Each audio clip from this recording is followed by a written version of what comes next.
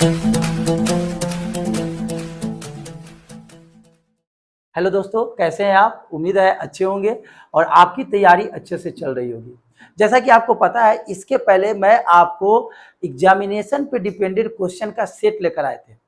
उस सेट में miscellaneous question था। मिसलेनियस कहने का मतलब सारे टॉपिक से क्वेश्चन था। वो ज्योमेट्री से भी था, ट्रिग्नोमेट्री से भी था, क्वाड्रेटिक इक्वेशन से भी था, आपका फैक्टराइजेशन से भी था, आपका अर्थमेटिक से भी था, यानी सारे क्वेश्चन से था। मैंने 2 सेट आपको बताए। एक सेट में लगभग 15 क्वेश्चन था, सेकंड सेट में भी 15 क्वेश्चन था। आज हम आपको एक एडवांस मैथ का टॉपिक लेकर आए हैं जिसका नाम है ट्रिग्नोमेट्री, जैसा कि आप लोग स्क्रीन पे देख सकते हैं। तो आज हम लोग लेकर आए हैं किसको? ट्रिग्नोमेट्री को। आप लोगों को पता है कि बच्चे को ट्रिग्नोमेट्री में काफी डर लगता है, लेकिन आपको डरना नहीं है। लेकिन एक बात हम जरूर कहेंगे आपसे, डिटेल में पढ़ाएंगे मेरे भाई। डिटेल में इसलिए पढ़ाएंगे कि आपका बेसिक भी क्लियर हो जाएगा। देखिएगा, जब आप यहाँ पे ट्रिग्नोमेट्री का हर दिन क्लास कीजिएगा तो बेसिक भी ठीक हो जाएगा और आपका कंपटीशन तो ठीक होना ही है। तब आपको बनाने में ट्रिग्नोमेट्री का क्वेश्चन बहुत मजा आएगा। तो पेशेंस रखेंगे, घबराएंगे नहीं कि सर इतना बेसिक से पढ़ा रहे हैं। कुछ बच्चे को कहना है कि सर आप जो भी क्वेश्चन सेट बता रहे हैं पहले पूरा टॉपिक पढ़ा लीजिए। देखिए मेरे भाई, ठीक है, वो बच्चे का हम बात रखते हैं कि उनका कहना सही है कि सारे टॉपिक को हम पढ़ा कर सेट बताएं। लेकिन कुछ बच्चे ऐसे हैं जो पढ़ चुके हैं, उनको भी थोड़ा सेट दिखाना चाहिए कि एग्जामिनेशन में कैसे क्वेश्चन आते हैं, किस लेवल का आते हैं। ऐसे तो मैं सारे आपको टॉपिक बताएंगे, तो घबराना नहीं है। आप देखे होंगे कि जब हम 2 सेट पढ़ाए हैं, उन दोनों सेट में जो भी क्वेश्चन पढ़ाए हैं उसका फॉर्मूला के साथ कहाँ से कैसे आता है, कौन सा रूल कहाँ से आता है, उसको बताने के बाद ही हम क्वेश्चन बताएं। ऐसा नहीं कि क्वेश्चन है उसका आंसर बताएं और आगे निकल गए। मैंने ऐसा काम नहीं किया। जब आप पिछले 2 सेट का जो वीडियो देखे होंगे, इसके पहले 2 वीडियो, उसमें आपको पता चला होगा कि जो भी क्वेश्चन बताया उसको डिस्क्राइब, अब इतना डिस्क्राइब नहीं किया है जितना जब हम टॉपिक लेकर आएंगे वहां पे करेंगे।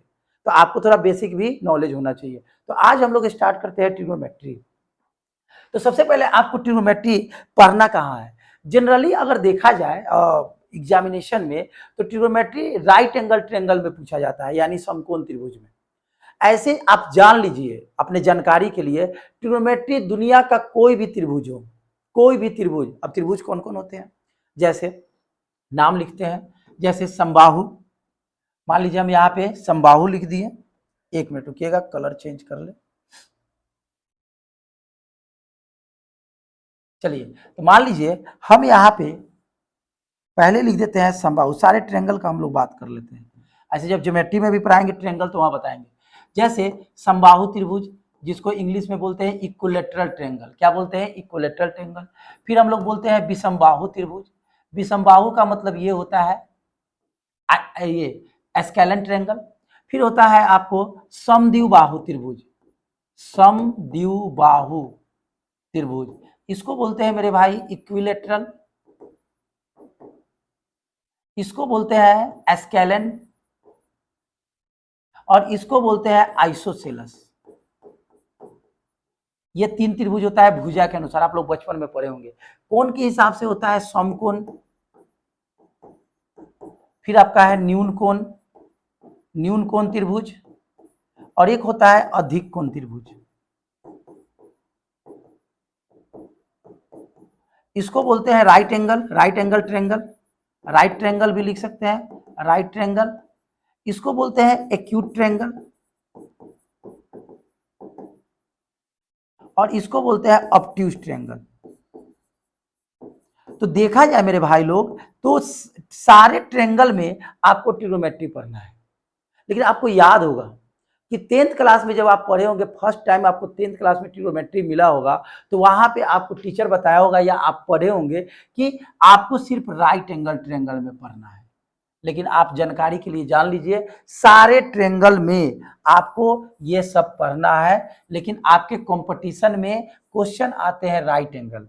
ऐसे हम राइट एंगल के बारे में बताएंगे। राइट एंगल बताने के बाद आपको अगर आप लोग का कहना रहेगा तो हम क्या करेंगे, सारे ट्रायंगल में भी बताएंगे आपको। आई बात समझ में? तो इस बात को आप लोग केयर करेंगे, ठीक है? अब सुनिएगा ध्यान से। ये कैसा ट्रायंगल हो गया? राइट एंगल ट्रायंगल हो गया। ये आपका कैसा ट्रायंगल हो गया? राइट एंगल ट्रायंगल हो गया। राइट एंगल ट्रायंगल में ये ए हो गया, ये बी हो गया और सी हो गया। बी पर ये 90 का एंगल बन रहा है। आप लोग को पता होगा, ये बेसिक है। हम हेडिंग क्या डाल दिए, ट्रिगोनोमेट्री। ट्रिगोनोमेट्री, ट्री मतलब होता है 3 और गोनो मतलब यहाँ पे भुजा और एंगल हो जाएगा, भुजा और कोण। अब मेट्री मतलब मापना होता है। ट्रिगोनोमेट्री हिंदी में बोलते हैं त्रिकोणमिति। त्रिकोणमिति, त्रिकोण मतलब क्या, 3 मीस, त्रि मीस 3, कोण मीस कोण, मिति मतलब मापना, यानी तीन कोणों का मेजरमेंट करना, 3 भुजाओं को मेजरमेंट करना। आप ट्रिगोनोमेट्री की मदद से भुजा को भी निकाल सकते हैं, कोण को भी निकाल सकते हैं। तो ये हमेशा ट्रायंगल में यूज होता है। तो आप कह सकते हैं सर ये क्या अदर शेप में, दूसरे शेप में जैसे चतुर्भुज है, पंचभुज है, षष्ठभुज है, यूज नहीं होगा, इतना लेवल नहीं पूछता है। लेकिन फिर भी आपको हम जानकारी के लिए बता दें कि अगर चतुर्भुज में आपको त्रिकोणमिति लगाना है तो चतुर्भुज को किस में चेंज कीजिएगा, त्रिभुज में, तब ही आपको त्रिकोणमिति यूज होगा। तो आप एक बात जान लीजिए कि त्रिकोणमिति हमेशा यूज किस में होगा, हमेशा त्रिभुज में होगा। और आपको पढ़ना कहाँ है, तो समकोण त्रिभुज में। तो समकोण त्रिभुज में जो 90 डिग्री बना रहा है उसके सामने वाला साइड को हम लोग हाइपोटेनस बोलते हैं। इसका मतलब होता है कर्ण, हाइपोटेनस। अब ये आपका बेस, तो आपको पता होगा, नहीं पता है तो जान लीजिए कि बेस और परपेंडिकुलर बदलते रहता है। जैसे अगर ये बेस कब होगा, जब यहाँ पे आप अगर मान लीजिए थीटा, मान लीजिए क्या, मान लीजिए एंगल को किससे डिनोट करते हैं, थीटा से डिनोट करते हैं। किससे डिनोट करते हैं, थीटा। तो आपको पता होगा कि थीटा के सामने वाला, यानी आप ये एंगल ले रहे हैं सी, तो इसके सामने वाला एंगल परपेंडिकुलर होगा। अगर मान लीजिए आप यहाँ पे थीटा मानते हैं तो इसके सामने वाला ये एंगल होता तो ये परपेंडिकुलर होता। कहने का मतलब ये है मेरे भाई कि अगर आप जहां पे थीटा मान रहे हैं उसके सामने वाला परपेंडिकुलर, और जो लास्ट वाला बचता है उसको बेस बोलते हैं। यहाँ पे हम लिख देते हैं कि अगर हाइपोटेनस, इसका मतलब क्या होता है, कर्ण, जिसको हम लोग एच से डिनोट करते हैं। फिर आता है बेस, बेस का मतलब होता है आधार, जिसको हम लोग किससे यूज करते हैं, बी से यूज करते हैं। फिर आपको आता है परपेंडिकुलर, परपेंडिकुलर, इसका मतलब होता है लंब, जिसको हम लोग किससे डिनोट करते हैं, पी से। ये तो आप बात जानते होंगे। अब मान लीजिए हम एक और फिगर बना दें, मान लीजिए हम यहाँ पे एक फिगर बना दें, ए बी और सी, यहाँ 90 डिग्री है, तो हाइपोटेनस तो कभी बदलेगा नहीं, ये तो एच हो गया। मान लीजिए हम यहाँ पे थीटा मान लिए, तो थीटा के सामने वाला अब ये पी हो जाएगा और ये क्या हो जाएगा, बी हो जाएगा। तो पी और B depend on theta. Theta करने का तो जहां एंगल बनेगा उसके सामने वाला परपेंडिकुलर होता है, 90 के सामने वाला हाइपोटेनस यानी कर्ण होता है, और जो एंगल बचा इसके सामने वाला साइड क्या होता है, बेस। तो याद रखिएगा कि हमेशा परपेंडिकुलर और बेस चेंज हो सकता है, बट हाइपोटेनस चेंज नहीं होगा। हाइपोटेनस हमेशा 90 डिग्री के सामने वाली भुजा होती है, और ये जो होती है सबसे बड़ी भुजा होती है। आई बात समझ में। तो एक मैथमेटिशियन थे, उन्होंने अपना एक रूल देकर गए, वो रूल बहुत बेहतरीन देके गए। क्या देके गए आपको हम बताते हैं, चलिए अब आपको हम बताते हैं। ये तो इधर लिख दिए, ठीक है। अब सुनिएगा ध्यान से। उन्होंने उस मैथमेटिशियन का नाम था पाइथागोरस। क्या था उनका नाम, पाइथागोरस। पाइथागोरस साहब एक बहुत बड़े मैथमेटिशियन थे। उन्होंने समकोण त्रिभुज में एक अपना बात देकर चले गए।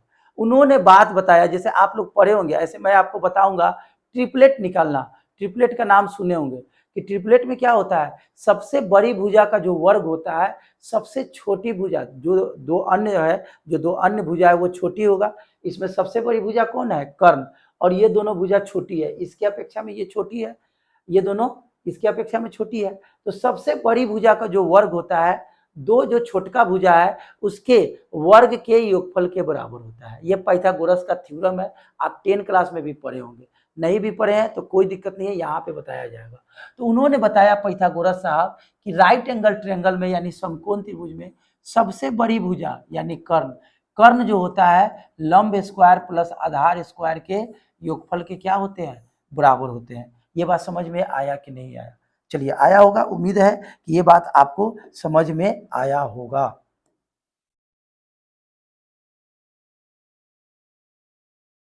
चलिए, तो उन्होंने ये बात बता दिया कि समकोण त्रिभुज में आपका जो वैल्यू होता है वो क्या होता है, एच स्क्वायर बराबर पी स्क्वायर प्लस क्या बी स्क्वायर होता है। आई बात समझ में? चलिए तो यहाँ पे बी स्क्वायर कर देते हैं। आई बात समझ में? उन्होंने ये बात बताकर चले गए थे। और इसी पर एक टॉपिक आता है ट्रिपलेट का। अब ट्रिपलेट क्या होता है समझिए, जैसे 3 4 5 ये एक ऐसा ट्रिपलेट है जो रेगुलर है। जैसे देखिए एकदम एक लाइन से है ना, 3 है 4 है 5 है।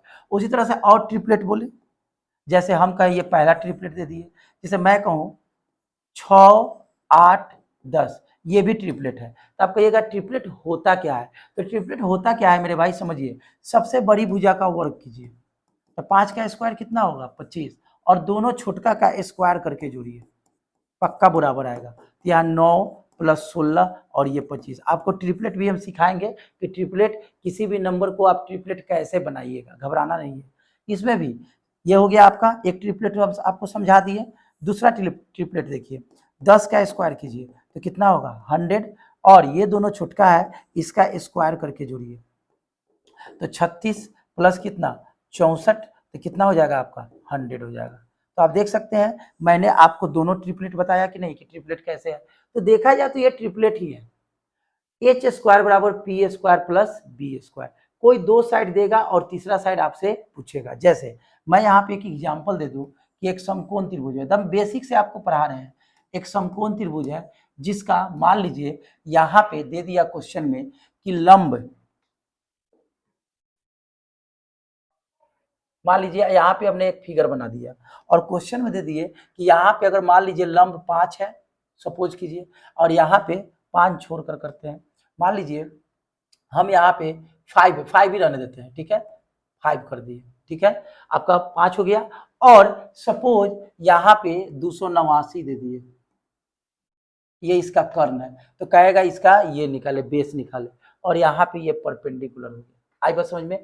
एंगल नहीं भी दिया है तो आप किसी को भी पी और किसी को भी मान सकते हैं, पी और बी में फ्री है। अगर एंगल नहीं दिया है तो आप यहाँ देख सकते हैं एच का वैल्यू 289 मत लिखिए, यहाँ पे 17 लिख,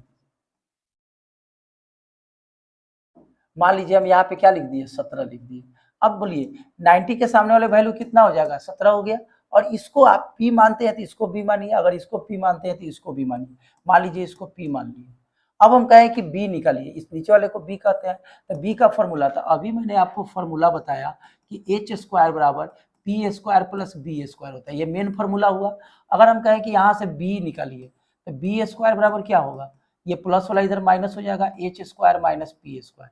फिर अगर 3 नंबर में कहे कि पी स्क्वायर निकालिए तो पी स्क्वायर का फॉर्मूला ये इधर आ जाएगा, तो एच स्क्वायर माइनस क्या हो जाएगा बी स्क्वायर। अब मेरी बात ध्यान से समझिएगा, अगर मैं कहूँ कि यहाँ से थोड़ा कलर चेंज कर ले,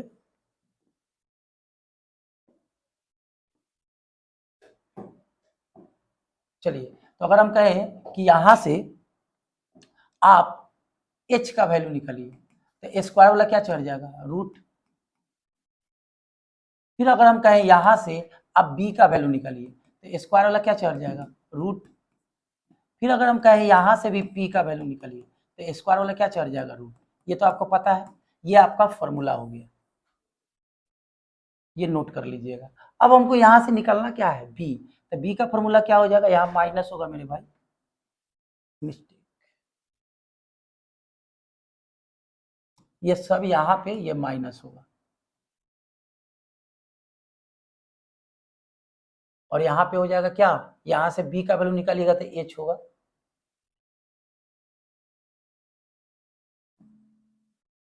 चलिए, तो यहाँ पे हम क्या कर देंगे h कर देंगे, और यहाँ भी क्या कर देंगे h, और यहाँ माइनस, और यहाँ पे क्या हो जाएगा माइनस हो जाएगा। आई बस समझ में? स्क्वायर वाला क्या चढ़ जाएगा रूट चढ़ जाएगा। आई बस समझ में?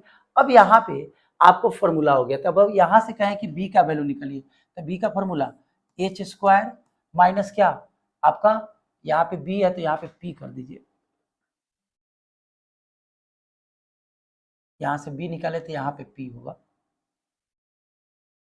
चलिए, तो यहाँ से अगर हम कहें कि b निकालिए तो फॉर्मूला क्या होगा H square minus P square, तो h का वैल्यू कितना है 17, और यहाँ p का वैल्यू क्या है 5। 17 का स्क्वायर कितना हो जाएगा 289, और 5 का स्क्वायर कितना हो जाएगा 25। इसको घटाइए, 9 में से 5 जाएगा 4, 8 में से 2 गया 6, और यहाँ पे क्या हो गया 264। 264 का अगर आप स्क्वायर रूट निकालिएगा तो आपका परफेक्ट वैल्यू नहीं निकलेगा, एक और बात है, यहाँ पे 5 का स्क्वायर 25, 264 आ गया। अब 264 का जब, अरे यहाँ पे 17 का स्क्वायर 189, यहाँ पे कितना हो जाएगा 189, घटाएंगे,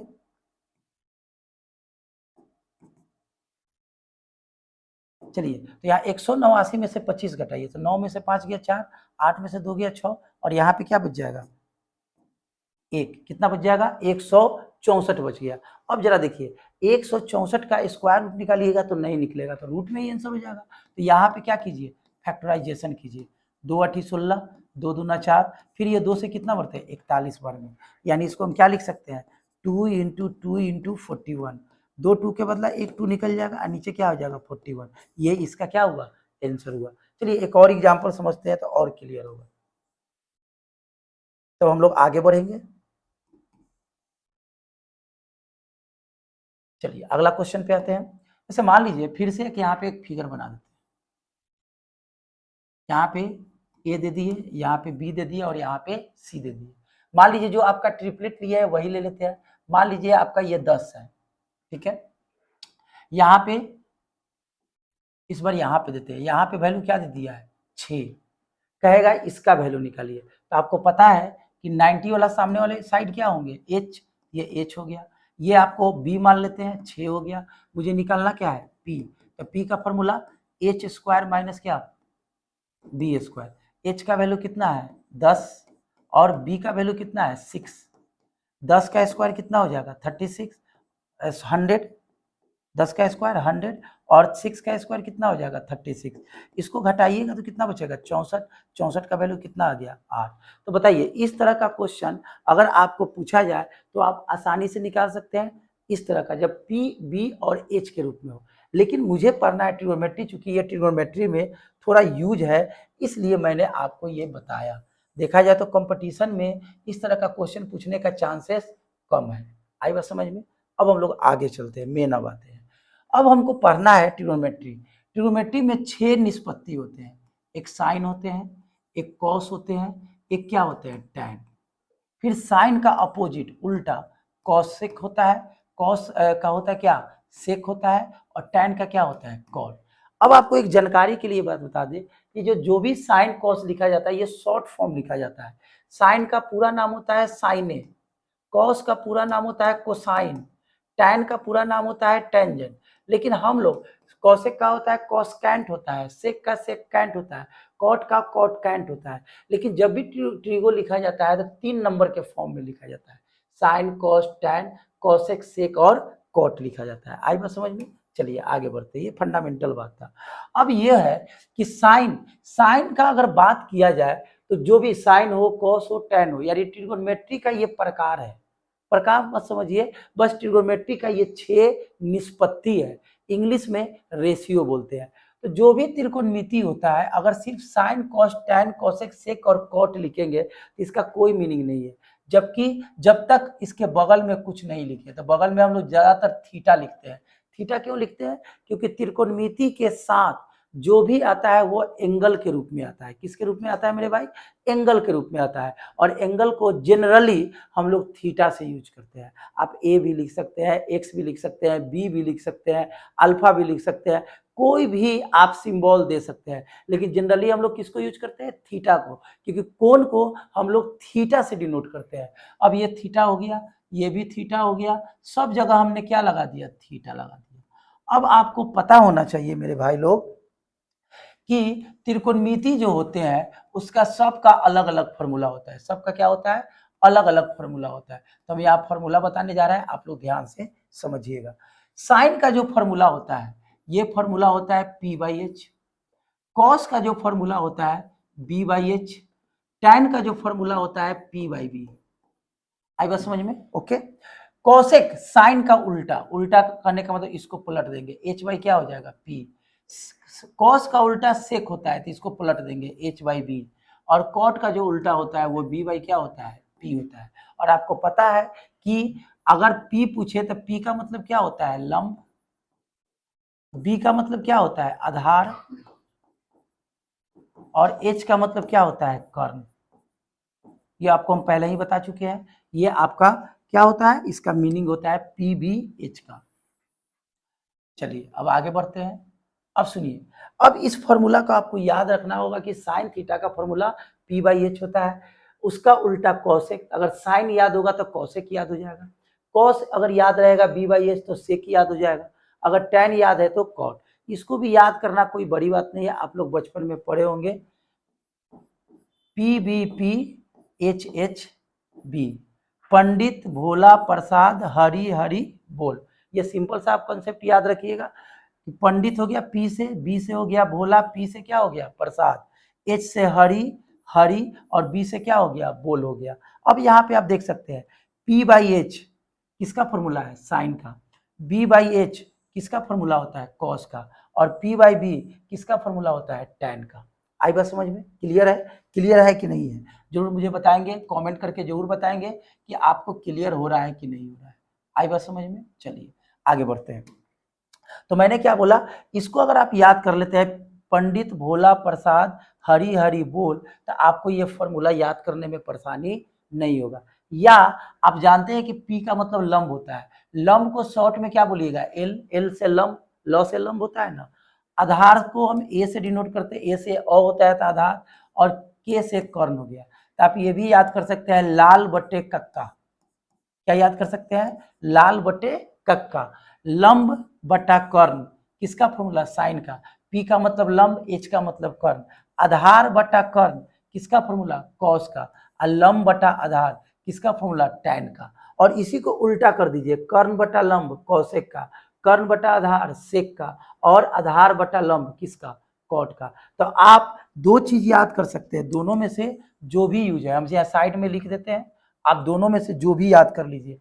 एक ये वाला पी पी पंडित भोला प्रसाद और बटा में हरि हरि बोल, आप ये एक याद कर लीजिए, या लाल बटे कक्का याद कर लीजिए। तो आपको फॉर्मूला दिमाग में रखना बड़ी इजी हो जाएगा, लाल बटे कक्का या पंडित भोला प्रसाद बटा हरि हरि बोल।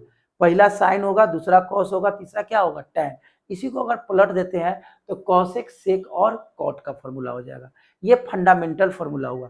अब इस पे क्वेश्चन कैसे एग्जामिनेशन में पूछे जाते हैं वो देखिए, फंडामेंटल चल रहा है, जैसे दे देगा यदि साइन थीटा बराबर पी बाई एच, वैल्यू देते हैं 3 बाई मान लीजिए 5 दे दिया है, तो tan थीटा का मान निकाले, किसका मान निकाले tan थीटा का मान निकाले।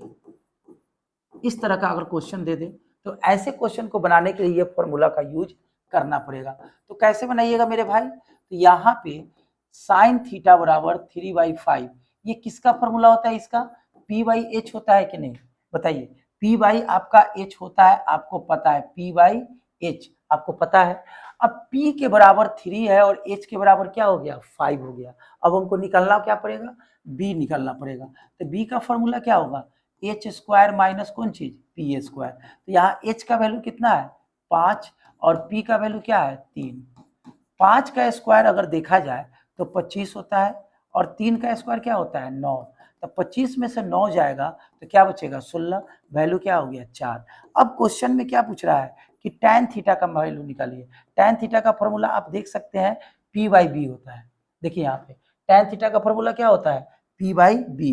तो बताइए p का वैल्यू किसके बराबर है 3 के बराबर, और b का वैल्यू कितना निकाले हैं अभी 4 के बराबर। अब मान लीजिए यहाँ पे tan पूछा है, कॉट भी पूछ सकता है, मान लीजिए इसी में दिया नहीं, अगर मान लीजिए कॉट थीटा पूछता तो कॉट किसका उल्टा होता है टैन का। अगर आपको याद भी नहीं है तो कॉट का फॉर्मूला याद कीजिए बी बाई पी होता है कि नहीं। तो बी का वैल्यू अभी जस्ट निकाले हैं कितना 4, और पी का वैल्यू किसके बराबर है 3 के बराबर। तो जरा देखिए तो टैन का उल्टा आया कि नहीं कॉट। फिर अगर इसी में कहा था कि सेक थीटा निकालिए, तो सेक थीटा का फॉर्मूला एच बाई बी होता है। फॉर्मूला याद होना चाहिए मेरे भाई, अगर फॉर्मूला याद है तो क्वेश्चन ट्रिगो का बड़ी जल्दी बनेगा, और मैं गारंटी दे रहा हूं कि आपको ट्रिगो हार्ड नहीं लगेगा, बस फॉर्मूला याद। तो आप कहिएगा सर हम कितना फॉर्मूला याद करेंगे, आपको ज्यादा याद करना नहीं है, मैं जो जो ट्रिक बताऊंगा याद करने का वैसा ही ट्रिक याद कीजिएगा, आपको याद हो जाएगा। बट एक जरूरी है, जो भी हम ट्रिक बताएंगे आपको 2-4 बार प्रैक्टिस करना पड़ेगा। आई बात समझ में। आप कहिएगा सर ये तो ट्रिक जानते थे, बहुत बच्चे जानते होंगे, लेकिन कुछ आगे भी हम ट्रिक बताएंगे, सारे फॉर्मूला बताएंगे, एंगल निकालना सिखाएंगे, सारे जगह आपको हम ट्रिक का ही यूज करेंगे कि कैसे आप याद कीजिएगा, माइंड में सेटअप कैसे कीजिएगा। आगे आइए, तो सेक थीटा का फॉर्मूला h बाई बी होता है। tan थीटा का वैल्यू निकाल दिए, यहाँ पे देख सकते हैं। अगर इसी क्वेश्चन में कहा था कि बताइए कि आगे का वैल्यू कैसे होगा, जैसे मान लीजिए इसी में पूछ देता tan का, cot का, cosec का, sec का, तो मान लीजिए हमने cot का वैल्यू निकाला b बाई पी 4/3, sec का फॉर्मूला क्या होता है h बाई बी, तो h का वैल्यू कितना है 5 है, फिर b का वैल्यू अभी जस्ट निकाले हैं 4। अगर इसी में पूछ देता कि बताइए cos थीटा का फॉर्मूला क्या होता है, तो इसका उल्टा हो जाएगा b बाई एच, तो इसी को उल्टा कर दीजिए 4/5। फिर अगर इसी में पूछता कि बताइए cot थीटा का वैल्यू क्या होता है, cot थीटा तो निकाल दिया है, tan भी निकल गया, 3 एक 4, एक कौन बच गया cosec बच गया, एक कौन बच गया आपका cosec। अगर यहाँ से cosec पूछा था तो cosec का फॉर्मूला क्या होता है h बाई पी। फॉर्मूला अगर याद है तो ट्रिगो आपको आसानी से बनेगा। और याद करने का जो जो हम तरीका बताएंगे, जैसे आज जो तरीका बताया कुछ खास नहीं है, ये आप लोग पहले से जानते हैं, लेकिन आगे बहुत सारे फॉर्मूला आएंगे, एंगल वाले फॉर्मूला आएंगे, चेंज वाला, जैसे 90 minus theta, 90 plus theta, 180 minus theta, 180 plus theta, ये बहुत सारे आएंगे। और ऐसा क्वेश्चन एग्जामिनेशन में पूछे जाते हैं। और ऐसे आपको एक बात बता दें, आपको वीक में 1 या 2 सेट भी चलेगा। आप हम लोग का टीम का कहना है कि कुछ बच्चे को सेट भी बताना जरूरी है, तो जो बच्चे को सेट समझ में नहीं आ रहा है तो उनका कहना है कि सर टॉपिक वाइज पढ़ाइए। देखिए मेरे भाई, ऐसा नहीं कि यहाँ पे एक भी टॉपिक छूटेगा, सारे टॉपिक पढ़ाए जाएंगे, लेकिन आप अगर सेट बताया जा रहा है तो सेट पर भी क्लास में जरूर ज्वाइन कीजिए। इससे क्या होगा कि आपका रिवीजन भी तो होगा ही, उसमें टॉपिक भी मिलेगा, और विदाउट जो टॉपिक रहेंगे उसका भी कुछ बात देखकर आपको समझ में आएगा। तो सप्ताह में आपका 1 या 2 दिन, कम से कम हम लोग कोशिश करेंगे कि 2 दिन सेट क्वेश्चन चले, और 4 दिन आपका क्या चलेगा, जो हम आपको टॉपिक पूरे फाउंडेशन बैच चला रहे हैं वो चलेगा।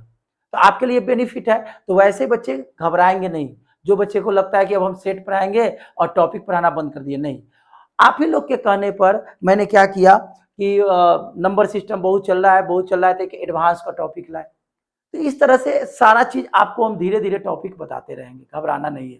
तो बताइए, ये साइन थीटा का जो फंडामेंटल कंसेप्ट है, साइन कॉस, कॉस टैन और कॉट, ये आपका जो फॉर्मूला है, याद करना तो कोई बड़ी बात नहीं है। पंडित भोला प्रसाद हरि हरि बोल और लाल बट्टा कक्का, दोनों में से कोई एक याद कर लीजिए, आपका बनेगा।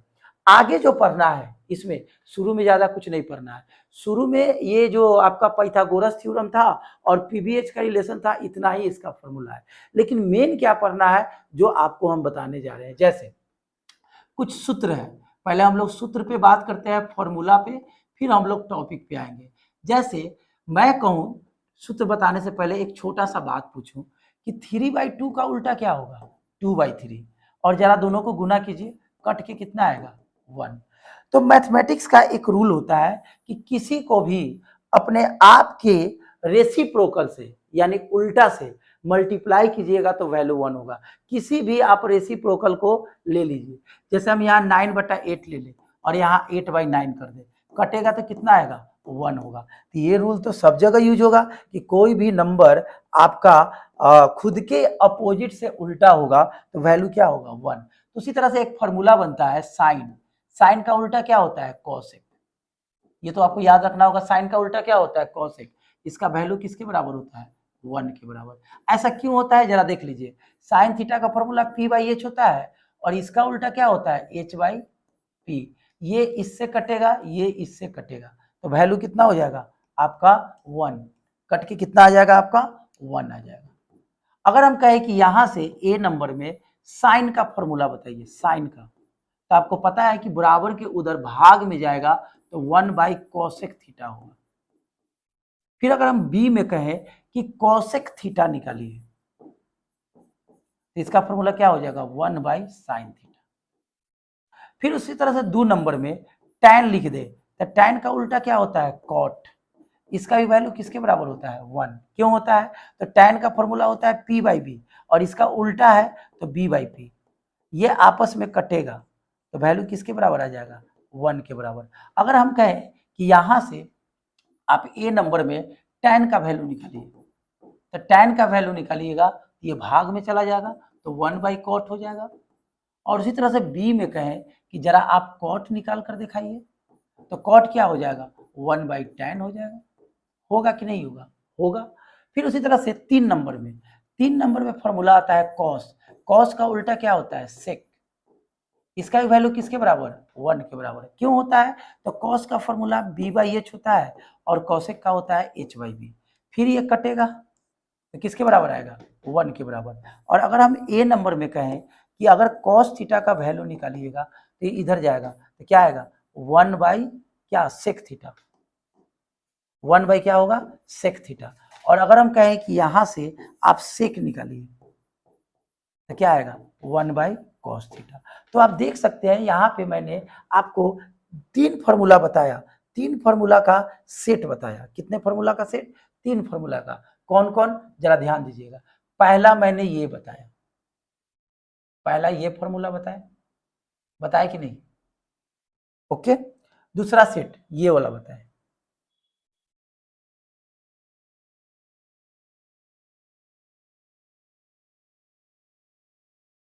चलिए इसको हम खुद से घेर देते हैं, ये वाला फॉर्मूला रेड से, ये वाला फॉर्मूला। फिर एक ये वाला फॉर्मूला हो गया, ये 2 फॉर्मूला हो गया, और एक आपका ये हो गया। ये जो 3 फॉर्मूला है, 3 फॉर्मूला से ए बी, फिर इसका ए बी और ए बी आया। अब इसमें एक बहुत जरूरी बात बताना चाहेंगे। जैसे आप जानते हैं कि sine theta into cos theta value कितना होता है 1। अगर हम यहाँ स्क्वायर कर दें और यहाँ भी स्क्वायर कर दें फिर भी वैल्यू 1 होगा। अगर हम यहाँ पे क्यूब कर दें फिर भी वैल्यू 1 होगा। अगर हम यहाँ पे 4 कर दें फिर भी वैल्यू क्या होगा 1। इंटू के केस में देखिए, इंटू के केस में अगर हम यहाँ पे पावर n कर दे फिर भी वैल्यू क्या होगा n होगा। तो ये साइन कॉस में होता है, उसी तरह से क्या होता है टैन कॉट में होता है, उसी तरह से क्या होता है आपका कॉस और सेक में होता है। आई बात समझ में? यहाँ कॉस मत लिखिए, कॉसेक कर दीजिए, सॉरी माय मिस्टेक। यहाँ पे क्या होगा कॉसेक, कॉसेक n थीटा बराबर कितना 1 होता है। आई बात समझ में? तो यहाँ पे अगर हम कोई भी पावर लगा दे तो पावर से घबराएंगे नहीं। ये मत सोचिएगा कि सर बताए हैं साइन इंटू कॉसेक का वैल्यू 1 होता है, लेकिन दोनों पर अगर सेम पावर दे दे तो उसके फॉर्मूला पे कोई अंतर नहीं पड़ता है। तो आज की क्लास में आपने क्या जाना कि फंडामेंटल बात बताया। आज कुछ बताए नहीं हम, समझिए तो कुछ नहीं बताया, सिर्फ ट्रिग्नोमेट्री का क्या बताया फंडामेंटल बात बताया। कल जब आएंगे तो एंगल निकालना सिखाएंगे। एंगल को आप कैसे याद कीजिएगा, एक चीज आपसे हम आज ही बोल दे रहे हैं, कल के क्लास में 0 से 90 तक वैल्यू आपको हम याद करवा देंगे। और जिसको 0 से 90 तक वैल्यू याद हो गया वो कोई भी एंगल निकालना सीख जाएगा, लेकिन कल के क्लास में। तो कल का क्लास आप ज्वाइन करना नहीं भूलेंगे। आज का क्लास कैसा लगा फंडामेंटल क्लास ऑफ ट्रिग्नोमेट्री जरूर मुझे कमेंट करके बताएंगे, लाइक करेंगे, दोस्तों में शेयर करेंगे। और सेट वाला क्वेश्चन जो भी आपका वीडियो मिल रहा है उसको जरूर देखेंगे, आपके लिए वो समझिए तो टॉनिक की तरह काम करेगा। जैसे देखते हैं ना डॉक्टर के यहाँ जाइएगा, कमजोरी रहता है तो टॉनिक मिलता है दवा के साथ, तो आपको ये रोज जो पढ़ाई हो रही है टॉपिक वाइज वो एक दवा है, मेडिसिन है कि आपका मैथ्स बढ़िया हो जाए।